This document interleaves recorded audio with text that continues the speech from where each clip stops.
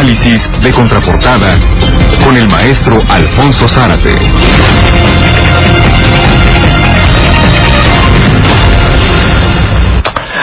Maestro, ¿cómo le va? Muy buenas tardes. Hola, Carlos, qué gusto. ¿Qué le parece la reaparición del área de cobranza de las empresas de Carlos Ahumada? Salió el señor personalmente a cobrar que le deben 200 millones de pesos los del PRD.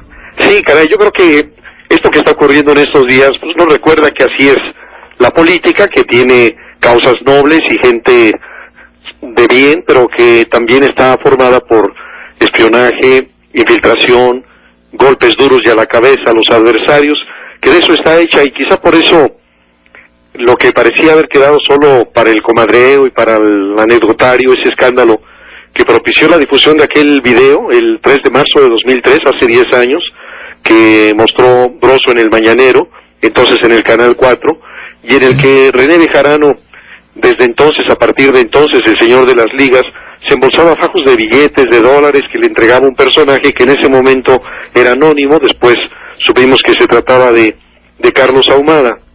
Carlos Ahumada, un argentino-mexicano, dueño de una empresa constructora del Grupo Quart, financiador por debajo del agua de campañas políticas, propietario del diario El Independiente, con inversiones en el fútbol y en la minería, y pareja de quien entonces presidía el Partido de la Revolución Democrática, Rosario Robles. Entonces, bueno, al cumplirse 10 años de aquel episodio, recordamos por una parte que en política todo se vale, pero aquel hecho ofreció una novedad. Esos excesos que se mantenían generalmente en espacios ocultos, en los sótanos, saltaron a la luz pública. La corrupción que envuelve a los contratos de obra pública era la misma de siempre, la que hemos conocido desde los años del Porfiriato y quizá antes y en la Revolución, pero la única diferencia es que ahora estaba documentada en videos y que estos videos eran difundidos por la televisión. Ya sabemos que aquellos videos incriminatorios fueron debidos a Producciones Carlos Ahumada y que él los utilizaba para poder tener un testimonio que le permitiera chantajear en su caso o exigir el cumplimiento de las ofertas a funcionarios fundamentalmente de gobierno y políticos. Y bueno, en aquel momento lo que ocurrió es que la exhibición de René Bejarano le llegaba muy cerca a Andrés Manuel López Obrador, porque no solo había sido su secretario particular, sino que era su operador político, pero también le pegaban a gente cercana a Rosario Robles, como Carlos Simas, en ese momento jefe delegacional en Tlalpan, y quien había sido uno de los dirigentes del CEU, que encabezó la huelga de la UNAM de 1986-1987. Y bueno, esto nos recuerda también cuál fue el esquema que llevó a Ahumada a enriquecerse, y que era un esquema muy simple. Contribuía al financiamiento oculto de las campañas, ese financiamiento que no se registra en el IFE, porque le sirve a los partidos para pagar acarreos, comprar columnistas y cosas por el estilo, y luego cobraba con intereses, pero en especie, a través de contratos por obras realizadas o no realizadas, porque supimos también, después de la investigación, que había cobrado por algunas obras que nunca se habían ejecutado. Entonces, el Grupo Quart mostró qué fácil es hacer dinero cuando se conoce la receta, el soborno a los funcionarios responsables de asignar las obras.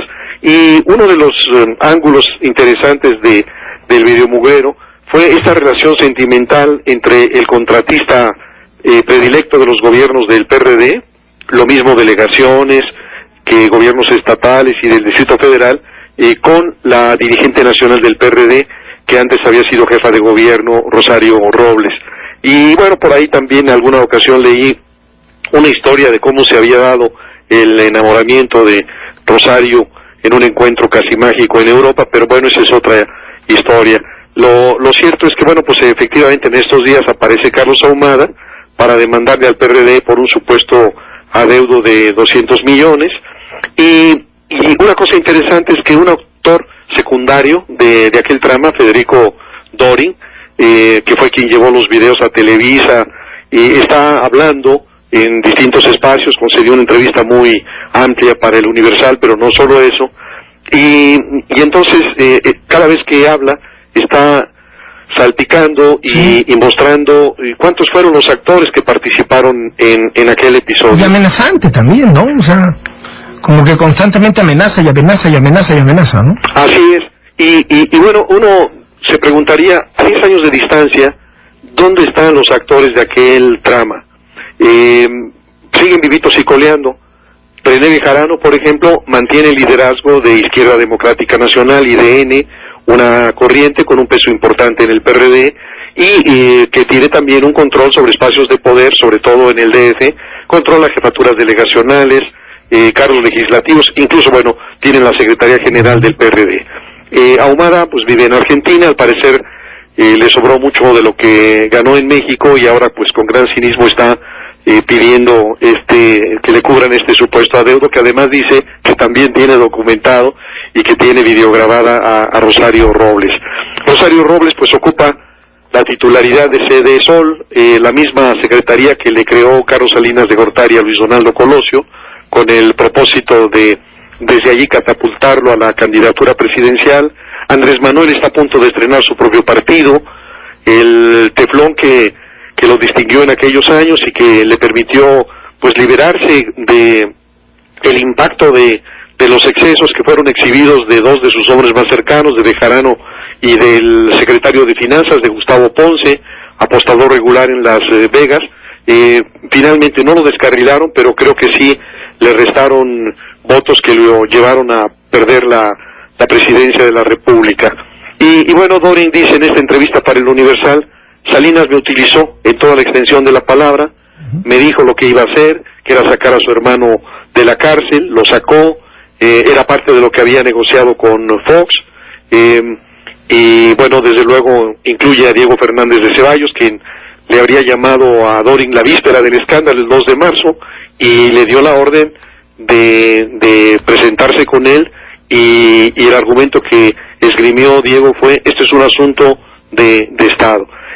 Así que bueno, tenemos todavía a estos actores en plena actividad política, y la pregunta que yo me haría es si hay solamente casualidad o causalidad en la reaparición de Ahumada, si es que persigue efectivamente un resarcimiento económico, que es una situación de orden pecuniario, solamente recuperar esos supuestos 200 millones de pesos, o si hay algo más, porque si uno recoge la sentencia, aquella que reza, piensa mal y acertarás, pues uno pensaría que este escándalo, entre otras cosas, tiene un impacto sobre la propia Rosario Robles. Vuelve a recordar todo aquel episodio, vuelve a recordar las redes de corrupción del Partido de la Revolución Democrática, vuelve a recordar el papel que jugaba en aquel momento López Obrador. Así que es un tema, me parece relevante, que habrá que estudiar todavía más y ver qué sigue ocurriendo y cuál es el desenlace. Maestro Zárate, como siempre, muchísimas gracias, le mando un abrazo. Un fuerte abrazo, Carlos. El maestro Alfonso Zárate, analista de Contraportada.